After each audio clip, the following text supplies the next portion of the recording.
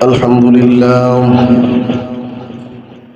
لله وكفى وسلام على عباده الذين اصطفى أما بعد فقد قال الله تعالى في كلامه المجيد وفي فرقانه الحميد সকলেই জবান খুলে আমার সাথে সাথে বলুন আউযু বিল্লাহি মিনাশ শাইতানির রাজীম বিসমিল্লাহির রাহমানির রাহিম ওয়ামা أرسلناك إلا رحمة للعالمين صدق الله المولانا العظيم وقال تعالى إن الله وملائكته يصلون على النبي يا أيها الذين آمنوا صلوا عليه وسلموا تسليما يا اللهم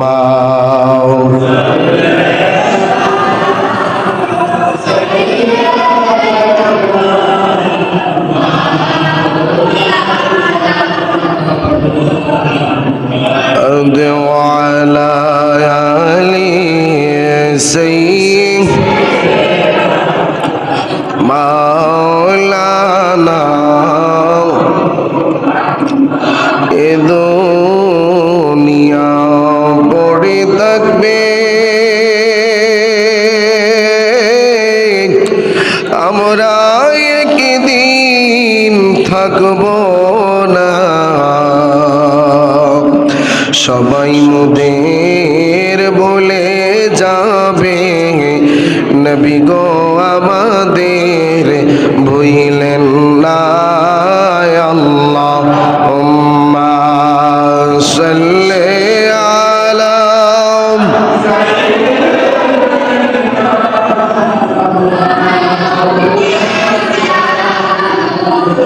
মুহাম্মাদ ওয়া আলা আলি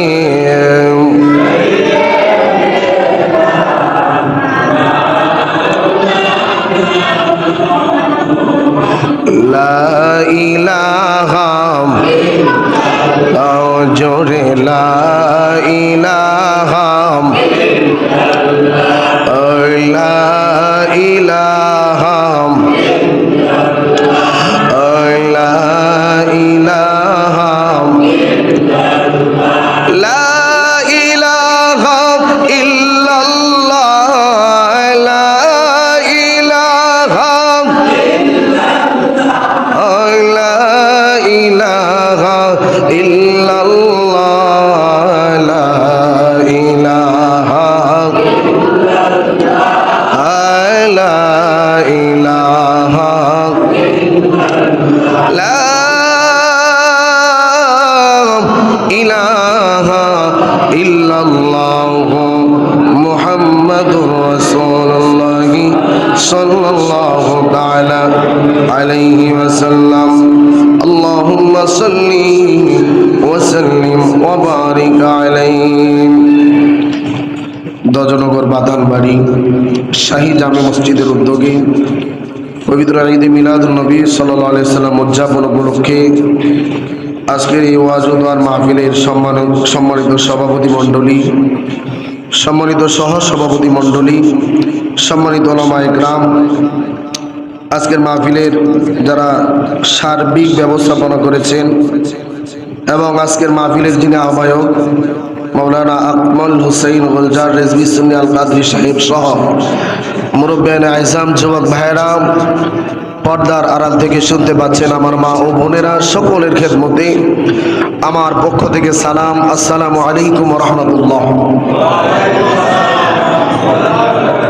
মহান আল্লাহ পাকের দরবারে শুকর গুজার করছি যে মহান রব্বুল আলামিন আমাদেরকে পবিত্র ঈদে মিলাদুন নবী সাল্লাল্লাহু আলাইহি সাল্লাম উপলক্ষে আজকের এই আয়োজিত মাহফিলের মধ্যে আসা এবং বসার তৌফিক দান করেছেন, এজন্য সকলে বলি আলহামদুলিল্লাহ। সম্মানিত উপস্থিতি, আজকের এই মাহফিলটি প্রিয় নবীর আগমন উপলক্ষে, আল্লাহর হাবিব সাল্লাল্লাহু আলাইহি ওয়াসাল্লামের আগমনে আমরা খুশি না বেজার? একটু আওয়াজ দিয়ে বলতে হবে, খুশি না বেজার? যারা মুমিন, যারা প্রকৃত মুসলমান, তারা আল্লাহর হাবিব সাল্লাল্লাহু আলাইহি ওয়াসাল্লামের আগমনে খুশি, আর খুশি হওয়ার কারণেই ঈদে মিলাদুন নবী সাল্লাল্লাহু আলাইহি ওয়াসাল্লামের মতো মাহফিল করে 12ই রবিউল আউয়াল সহ এই রবিউল আউয়ালে তারা আনন্দ উদযাপন করে, ঠিক কিনা জোরে বলেন? আর বেজার কারা? আল বিদায়া ওয়ান নিহায়া কিতাবের মধ্যে এসেছে, শয়তান 4 বার উচ্চ সুরে কেঁদেছিলেন। কয়বার বলেন? 4 বার উচ্চ সুরে কেঁদেছিলেন। 1 নম্বরে হলো, শয়তানকে যখন জান্নাত থেকে বের করে দেওয়া হয়েছে তখন শয়তান উচ্চ সুরে কান্না করেছিলেন। 2 নম্বরে হলো, শয়তানকে যখন অভিশপ্ত হিসাবে, লানত প্রাপ্ত হিসাবে ঘোষণা করেছেন, শয়তান তখন উচ্চ সুরে কেঁদেছিলেন। কয়বার বলেছি বলেন? 2 বার।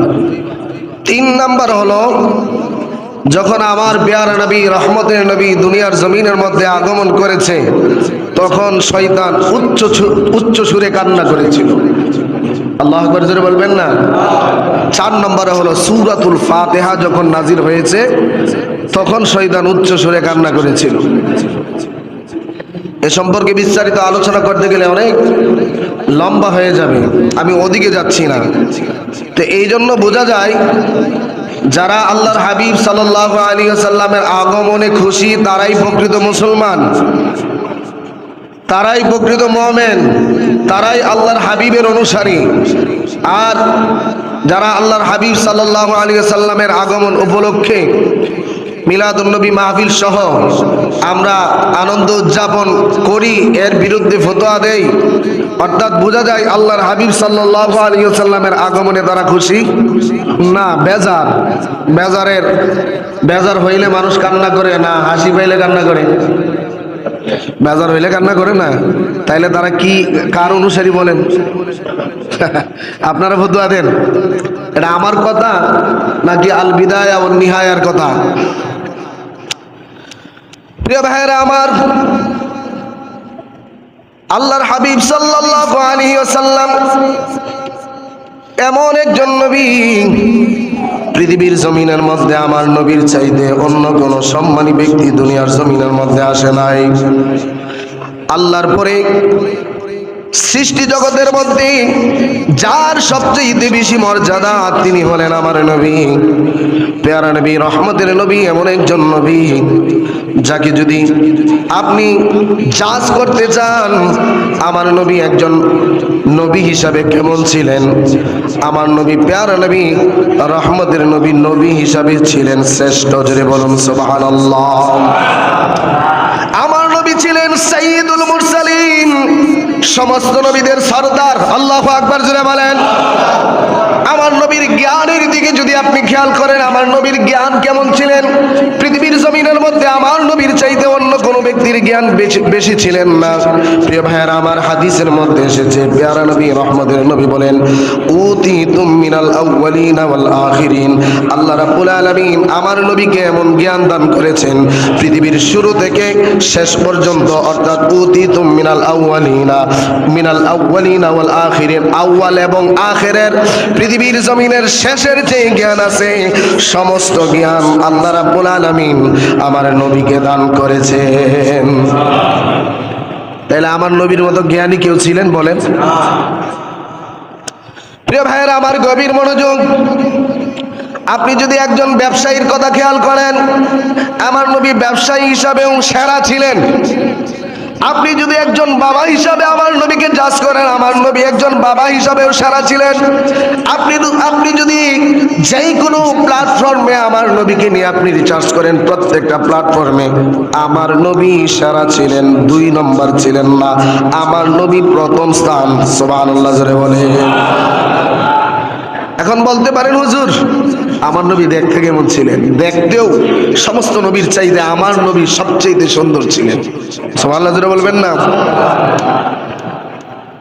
হযরতে আম্মা জান আয়েশা রাদিয়াল্লাহু আনহার কাছে এসে একজন ইহুদি মহিলা ডাক দিয়া বলে, ও আয়েশা, আপনাদেরকে সব সময় বলতে শোনা যায় আপনাদের নবী মুহাম্মদ সাল্লাল্লাহু আলাইহি ওয়াসাল্লাম সবচেয়ে সুন্দর, কিন্তু আমরা তো শুনেছি ইউসুফ আলাইহিস সালাতু ওয়াস সালাম সবচেয়ে সুন্দর। তা আপনার নবী মুহাম্মদ সাল্লাল্লাহু আলাইহি ওয়াসাল্লাম কিভাবে সুন্দর? হযরতে আম্মা জান আয়েশা রাদিয়াল্লাহু তাআলা আনহা ডেকে বলেন, ওই দিন ইউসুফ আলাইহিস সালাতু ওয়াস সালামের সৌন্দর্য দেখে ওই মিশরের মহিলারা হযরতে ইউসুফ আলাইহিস সালাতু ওয়াস সালামের সৌন্দর্য দেখার জন্য যখন একটা হল রুমের মধ্যে মহিলারা একত্রিত হলো, বিবি জুলেখা যখন হযরতে ইউসুফ আলাইহিস সালাতু ওয়াস সালামকে ওই হল রুমের মধ্যে ঢুকাইবে, রাজপ্রাসাদের ওই হল রুমের ভিতরে যখন ঢুকাইবে, তাদের হাতের মধ্যে একটা চাকু দিলেন, তাদের হাতের মধ্যে একটা আপেল দিলেন, হাতের মধ্যে আপেল দিয়া হাতের মধ্যে চাকুটা দিয়া হযরতে ইউসুফ আলাইহিস সালাতু ওয়াস সালামকে যখন ঢুকাইলেন, হযরতে ইউসুফ আলাইহিস সালাতু ওয়াস সালাম এত সুন্দর ছিলেন, এত সুন্দর ছিলেন। হযরতে ইউসুফ আলাইহিস সালাতু ওয়াস সালামের সৌন্দর্য দেখার পরে ডাক দিয়া কয়, তোমাদের হাতের মধ্যে যা আছে ওই চাকু দিয়া তোমাদের যে আপেলটা আছে আপেলটা তোমরা কাটা শুরু করে দাও। মুসলমান ভাইয়েরা আমার আপেলটা কাটা শুরু করে দিল। আপেলটা কাটতে কাটতে কখন যে হাত কাইটা ফেলছে একটু টের পাইল না। হযরত ইউসুফ নবীর সুন্দরের মধ্যে এমন বিমুখ হয়ে গেছে যে এত সুন্দর মানুষ আর কোনোদিন দেখি নাই। হযরতে আম্মা জান আয়েশা বলেন, এই পৃথিবীর মানুষ ওই দিন যদি এই মহিলারা আমার নবীরে দেখতে পাইতো, তারা তো ওই দিন শুধুমাত্র হাত কাটছে, কিন্তু এখন যদি তারা দেখতে পাইতো তাদের কলিজা পর্যন্ত কেটে ফেলতো, তারপরেও টের পাইতো না। তাহলে আমার নবী কেমন সুন্দর ছিলেন? বেশি না কম? আরো জোরে বলতে হবে, বেশি না কম? এখন আসেন আমার নবীর শারীরিক শক্তি কেমন ছিলেন? শারীরিক শক্তির দিক দিয়েও আমার নবীর চাইতে শক্তিশালী ব্যক্তি দুনিয়ার জমিনের মধ্যে কেউ ছিলেন না। সুবহানাল্লাহ করে বলবেন না? আরে যত বড় বড় পালোয়ানই হোক না কেন, আরবের জমিনের বিখ্যাত একজন পালোয়ান ছিলেন, যার নাম ছিলেন রুকানা। কি নাম ছিলেন বলেন? রুকানা। রুকানার ইতিহাস ঘেটে দেখলাম তাকে কোনোদিন কোনো পালোয়ান মাটির মধ্যে শোয়াইতে পারে নাই। সে যতগুলা কুস্তি খেলা খেলছে প্রত্যেকটা খেলার মধ্যে সে বিজয়ী হয়েছে। তো রুকানা কুখ্যাত একজন কাফের ছিলেন। আপনারা কি আমার কথা বুঝতেছেন? একটু আওয়াজ করেন, বুঝতেছেন তো? যদি সুরের কথা না বুঝেন তাহলে একটু কথার মাধ্যমেই বলি। রুকানা ছিলেন মস্ত বড় একজন পালোয়ান। রহমতের নবী একদিন ইসলামের দাওয়াত দেওয়ার জন্য বের হলেন। কাফেরদের একটা উদ্দেশ্য ছিল আমার নবীকে কোথায় ফাড়ে পাওয়া যায়। আমার দেশের মধ্যে অনেক মানুষ আছে, বাড়ি বাড়ি ঝগড়া হয়, কিন্তু রাতের বেলায় যখন ফাটে কোনো ব্যক্তিকে পায় তাকে আক্রমণ করে। ঠিক কিনা জোরে বলেন? এরে মুসলমান, ফাটের মধ্যে আক্রমণ করা কোনো মুসলমানদের কাজ হতে পারে না। এইটা হইল কাফেরের কাজ, এইটা হইল কাফেরদের ষড়যন্ত্রের মতো ষড়যন্ত্র। এই জন্য ফ্যামিলিগতভাবে আপনার এলাকাগতভাবে আপনার ঝগড়া থাকতে পারে, এই জন্য আপনি তাকে ফাটের মধ্যে ফালাইয়া মারতে পারেন না। এটা মুসলমানদের আদর্শ হতে পারে না। আমার তো জনগণের মুসলমান গভীর মনোযোগ। ওই রুকানা ছাগলের পাল চড়াইতো। নবীজি রাহমাতুল লিল আলামিন যখন রাস্তা দিয়ে হাইটা যাচ্ছেন, রুকানা তাকাইয়া দেখলেন আমার নবী তার সামনে দিয়ে আসতেছেন। রুকানা এবার মনে মনে ভাবতেছেন, আমি যদি সরাসরি মুহাম্মদকে গিয়ে আক্রমণ করি তাইলে আমাকে বিচারের আওতাধীন আসতে হবে, তাইলে আমাকে বিচারে নেওয়া লাগবে। ওই রুকানা আমার নবী রহমতের নবী যখন কাছে আসলেন, আমার নবীকে রুকানা ডাক দিয়া কয়, এ মুহাম্মদ, আমি আপনার সাথে কুস্তি করতে চাই। মুহাম্মদ সাল্লাল্লাহু আলাইহি ওয়াসাল্লাম ডাক দিয়া কয়, কি জন্য তুমি কুস্তি করবা? না আমি তোমার সাথে কোনো বেজাল করতে চাই না, না আমি তোমার সাথে কোনো রকম কুস্তি করতে চাই না। মুসলমান ভাইরা আমার, রুকানা যখন এই কথা বললেন, আমার নবী যখন এই কথা বললেন, রুকানা ডাক দিয়া কয়, আপনি যদি আমার সাথে কুস্তি কইরা জিততে পারেন তাইলে আমি আপনার হাতে হাত রাইখা মুসলমান হয়ে যাব। সুবহানাল্লাহ জোরে বলেন। দুই নম্বরে হলো আমার যে ছাগলের যেই পাল আছে, ওই ছাগলের পালের মধ্যে যতগুলো ছাগল আপনার মনে চাইস আপনি ততগুলো ছাগল নিয়ে যাইতে পারবেন। শর্ত হলো কুস্তি করে আমার সাথে জেতা লাগবে। সুবহানাল্লাহ জোরে বলবেন না? প্রিয় ভাইরা আমার, আমাদের একজন তরুণ সুন্নি ইমাম ওলামা পরিষদের সম্মানিত ওলামা একদম ইতিমধ্যে হাজির হয়ে গেছে। আলহামদুলিল্লাহ বলি সবাই, খুশি না বেজার? 2 মিনিট আমার আলোচনা শেষ করে ফেলতেছি।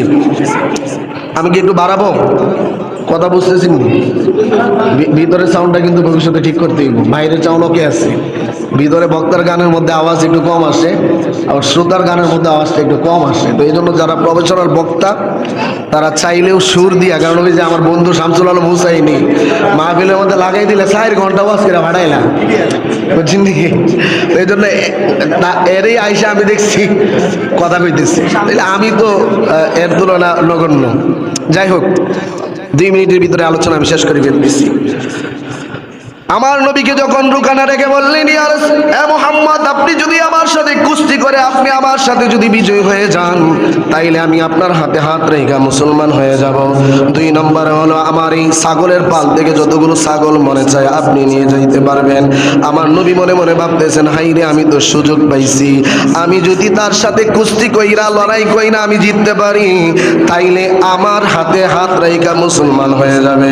আরবের জমিনের মধ্যে মস্ত বড় একজন পালোয়ান ব্যক্তি, ওই ব্যক্তি যদি মুসলমান হয়ে যায় মুসলমানদের শক্তি অনেকটাই বেড়ে যাবে। ঠিক কিনা জোরে বলেন? মুসলমান ভাইয়েরা আমার, রুকানা মনে মনে ভাবতেছেন, এতিম ব্যক্তি, অল্প বয়সে মা মারা গেছে, বাবা চলে গেছে দুনিয়াতে আসার আগেই, ভালো মন্দ কোনো কিছু খাইছে না, ওনার আর শক্তি কেমন থাকতো? তা আমার নবী তো এমন একজন নবী, হাদিসের মধ্যে এসেছে 40 জন জান্নাতি যুবকদের শরীরের মধ্যে যেই শক্তি থাকবে, আমার নবী প্যারা নবী রহমতের শরীর মুবারকের মধ্যে আমার আল্লাহ ততটুকু পরিমাণ শক্তি দান করেছেন। সুবহানাল্লাহ জোরে বললেন। প্রিয় ভাইয়েরা আমার, নবীজি বললেন ঠিক আছে। রুকানা প্রস্তুতি গ্রহণ করে আমার নবীর কাছে আসলেন। আমার নবীকে যখন স্পর্শ করবে, নবীজি রাহমাতাল লিল আলামিন হাত দিয়া যখন রুকানার শরীরের মধ্যে স্পর্শ করলেন, স্পর্শ করতে দেরি হইল, রুকানার সাথে সাথে মাটির মধ্যে পড়ে গেছে। সুবহানাল্লাহ জোরে বলেন। তো মাটির মধ্যে পড়ে যাওয়ার পরে রুকানা মনে মনে ভাবতেছে, আই রে, আমি এত বড় একজন পালোয়ান, আমারে মাটির মধ্যে ফালাই দিছে, এদিকে একবার চা এদিকে একবার চা, কেউ যদি দেখে আলা তাইলে আমার মান সম্মানের 12টা বাজবো। ঠিক নেই? কেউ যদি দেখে আলা আমি মুহাম্মদের সাথে কুস্তি করতে গিয়ে আমার মাটির মধ্যে ফালাই দিছে, আমার তো 12টা বাজবো। তাড়াতাড়ি করে শরীরটা মুচ্ছে, আচ্ছা ঠিক আছে, তোমার শর্তে আমি রাজি, এরপরও আমি আবার তোমার সাথে কুস্তি করব। এইভাবে 2বার 3বার চেষ্টা করতেছে। আমার নবী স্পর্শ করে পড়ে যায়। রুকানা ডেকে বলে, ও মুহাম্মদ, আমি এতদিন আপনার প্রতি খারাপ ধারণা রেখেছি, আজকে আমি টের পাইলাম আপনি আমার যেই ধারণা ছিল ওই ধারণা ভুল। আসমানি কোন শক্তি আপনার শরীরের মধ্যে বিরাজমান করতেছে। আর দেরি করবেন না, এই মুহূর্তে আপনার হাতে হাত রাখে আপনি আমাকে মুসলমান বানিয়ে দেন। সুবহানাল্লাহ। তাইলে আমার নবীর মতো কোন ব্যক্তি, কোন মানুষ, কোন নবী দুনিয়ার জমিনের মধ্যে ছিল? আছে, আসবে। এই জন্য যারা বলে আমার নবী আমার মতো, তাদের কি ঈমান আছে না গেছে? কথা বলেন, গেছে? গেছে। তো প্রিয় ভাইয়েরা আমার, পরিশেষে যে কথাটা বলতে চাই, আমাদের কানের মধ্যে যে একটা কথা আসলো যে আমিন নিয়ে আমার অনেক যুবক ভাইয়েরা আপত্তি করে যে ইমাম সাহেব ওনাকেও জোরে আমিন বলা লাগবে। মুসল্লিরা, আমাদের যে মুফতি শামসুল আলম হুসাইনি সাহেব, উনি আমির সম্পর্কে আলোচনা করেছে। তবে হজরতে আমিরুল মুমিনিন হজরত ওমর ফারুক রাদিয়াল্লাহু তাআলা আনহুর একটা হাওলা দিয়ে আমি আলোচনাটা শেষ করছি। প্রিয় ভাইয়েরা আমার, আল্লামা বদরুদ্দিন আইনি রহমাতুল্লাহি আলাইহি তিনি বলেন যে ইমাম যখন নামাজের মধ্যে দাঁড়াবে, ইমাম 4 চারটা কাজ নিচু সুরে করবে, অর্থাৎ আস্তে বলবে। কয়টা কাজ বলেন? চারটা কাজ আস্তে করবে। এক নম্বরে হলো আউযুবিল্লাহ। ইমাম সাহেব, আপনারা কিন্তু অনেকে নামাজের মধ্যে দাঁড়াইলে মনে করেন আউযুবিল্লাহ পড়ার লাগে না। নামাজের মধ্যে আউযুবিল্লাহ আছে না নাই? আউযুবিল্লাহ আছে। ইমাম সাহেব আস্তে পড়বে। দুই নম্বরে হলো বিসমিল্লাহ, ইমাম সাহেব বিসমিল্লাহ আস্তে পড়বে। তিন নম্বরে হলো ইমাম সাহেব আমিন আস্তে বলবে, সুবহানাল্লাহ জোরে বলেন। চার নম্বরে হলো রব্বানা লাকাল হাম, ইমাম সাহেব আস্তে বলবে। তো এই জন্য ফতোয়া দেওয়ার আগে একটু চিন্তা করেন। আমি আমার বন্ধু বলেছে, বারবার বলি, আপনারা যারা আব্দুর রাজ্জাক বিন ইউসুফকে মানেন, আপনারা যারা মুজাফফর বিন মহসিনকে মানেন, আপনারা যারা আহলে হাদিসের আলেমদেরকে মানেন, এমন লক্ষ লক্ষ আহলে হাদিস আলেমদেরকে যদি এক পাল্লার মধ্যে রাখেন, ইমামে আজম ইমাম আবু হানিফার পায়ের ধুলির সমপরিমাণ হবে না। ঠিক কিনা জোরে বলেন? আপনাদের যুক্তি থাকতে পারে যে ইসলাম এক, কোরআন এক, নবী এক, কিন্তু মাযহাব কেন চারটা থাকবে? আপনাদের প্রশ্ন থাকতেই পারে, কিন্তু আমি পাল্টা আপনাদেরকে প্রশ্ন করতে চাই। আজকে থেকে 2 থেকে 3 বছর আগে আপনাদের একজন শায়েখ, যার নাম ছিলেন আকরামুজ্জামান বিন ইউসুফ, আকরামুজ্জামান বিন সালাম, তার একটা পোস্টের মধ্যে আমি দেখলাম বাংলাদেশের মধ্যে যে আহলে হাদিস আছে, এই আহলে হাদিসের মধ্যে বর্তমানে দল আছে 19টা। কয়টা দল আছে বলেন? 19টা দল আছে। আর আপনারা 4টা মাযহাবের ক্ষেত্রে আপনার ফতোয়া দেন। আগে নিজের ঘর ঠিক রেখে এরপরে পরে ঠিক করার জন্য আইসেন। ঠিক কিনা জোরে বলেন? রাগ করছেন আপনারা? ওমা আলাইনা ইল্লাল বালাগ। আসসালামু আলাইকুম ওয়া রাহমাতুল্লাহ।